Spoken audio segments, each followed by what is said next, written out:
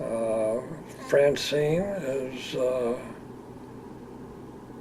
married, has two children, uh, Max and Ian, and her husband Bernard, and they live in Seattle.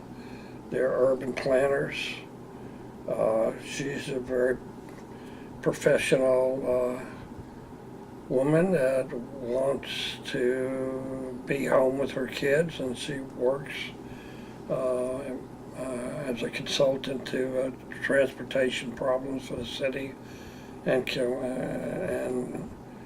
metropolitan area of Seattle.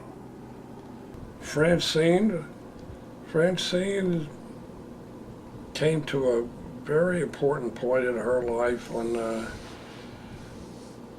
she had been working as a Girl Friday for Ray Benson and Asleep at the Wheel, and she had a chance to go to the university to leave Austin, and she got accepted in architecture in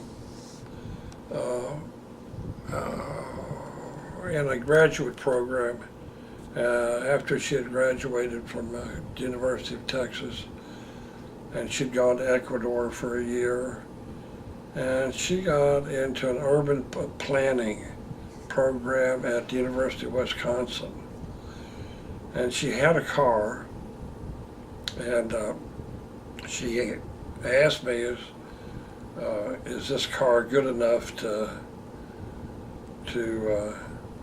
for me to drive to Wisconsin? And I looked at it and I said, no, I don't think I would take this car on the road.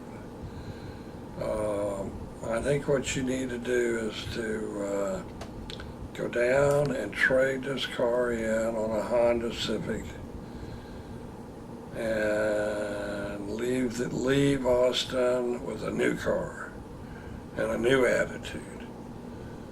And she was nervous about driving. I said, I'll drive with you to wherever. I said, well, we got to St. Louis. She decided that was far enough, that she had a boyfriend somewhere at the next stop, and that she wanted to do that by herself. And I got on a plane and came back, and she went on with her life, and met Bernard as she was a graduate assistant teaching a calculus prep course, and she met him there, and they fell in love and got married, and in the wine vineyards in Napa Valley, and she's had a very interesting life, and she's got two wonderful grandchildren. They're delightful. I'm sitting in the car, and her youngest son, Max, is sitting between me and Francine. And Francine is hovering and trying to get him to comply with her expectations.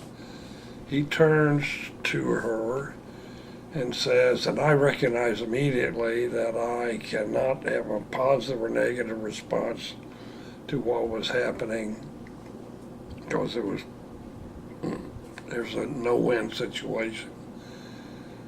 And he puts his hands up and he says, Mom, you are pushing me. I don't mean physically, but I mean you are in my space, and I'm feeling uncomfortable. And for an 8 or 9-year-old to describe that experience is clearly, I mean, it's tremendous insight. I wanted to yell, "Yay!" you know, but I knew better. And she got it and backed off and gave him space.